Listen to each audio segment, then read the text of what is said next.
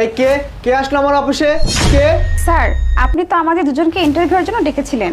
ও sorry, হ্যাঁ আমি তো ভুলেই গিয়েছিলাম, আমি আপনাদেরকে ডেকেছিলাম। আচ্ছা আপনারা দুজন না? জি স্যার, আমরা দুইজন। ও আচ্ছা ঠিক আছে, তাহলে আমরা ইন্টারভিউটা শুরু করি। হ্যাঁ স্যার, আপনি কি চোখে দেখতে পান না?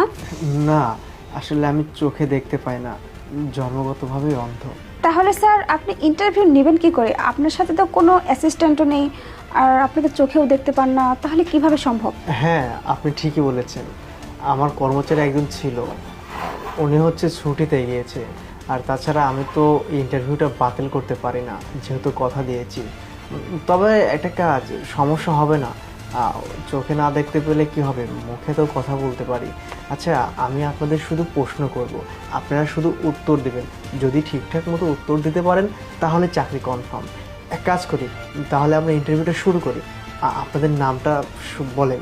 স্যার, আমি প্রিয়া। আর আমি শান্তা। ও আচ্ছা ঠিক আছে, শান্তা আপনি আপনার ব্যাপারে বলুন। স্যার, আমি পড়াশোনা শেষ করছি আর আমি 5 বছর একটা কোম্পানিতে চাকরি করতাম। আর আমার অভিজ্ঞতা আছে, আমি জানি চাকরিটা আমারই হবে। বাহ, 5 বছরের অভিজ্ঞতা, তাহলে তো আপনি অনেক ভালো, আপনার মধ্যে সেই জ্ঞানটা আছে। ফোন, আমার ফোনটা বাজতেছে, আমার ফোনটা বাজতেছে, কোথায়? তোমরা কেউ কি তুলে দিতে পারবে? জি স্যার, আমি তুলে দিচ্ছি। কি শুধু ভিডিও দেখলেই হবে?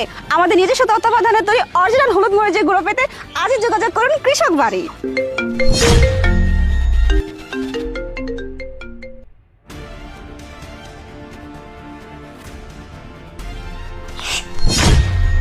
হ্যালো, ও আচ্ছা ঠিক আছে, অফিস থেকে ফোন দিয়েছিল। আচ্ছা মিস প্রিয়া, এবার আপনি আপনার সম্পর্কে বলুন। জি স্যার, বলছি আমি না বেশি দূর লেখাপড়া করতে পারিনি, শুধুমাত্র ইন্টারমিডিয়েট পাস করতে পেরেছি। আর শান্তা ম্যাডামের মতো আমি কোনো জায়গায় চাকরিও করিনি, বেশি লেখাপড়াও করিনি, ওনার মতো কোনো অভিজ্ঞতা আমার নেই। তবে স্যার, আপনি যদি আমাকে একটা সুযোগ দেন তাহলে আমি আপনার এই কোম্পানিকে অনেক দূর নিয়ে যাব। আপনি আমাকে যে কাজ দেবেন সেই কাজটা আমি খুব মনোযোগ সহকারে করার চেষ্টা করব। আর আপনি দেখবেন আমি না আমার নিষ্ঠা দিয়ে, সততা দিয়ে, সব কিছু দিয়ে আপনার কোম্পানিকে অনেক উচ্চতায় নিয়ে যাব। আর স্যার, ওই যে নয়ন সাহেব আছে না, যিনি আমাকে আপনার কাছে পাঠিয়েছেন, উনি বলেছেন আপনি খুব ভালো মনের একজন মানুষ, আপনি একজন যোগ্য ব্যক্তিকে খুঁজছেন, এর জন্য আপনার কাছে পাঠিয়েছে উনি আমাকে। দেখুন মিস প্রিয়া, আপনি যে কথা বলতেছেন ঠিক আছে, তবে এটা কোনো বাসা বাড়ি না, এটা একটা অফিস।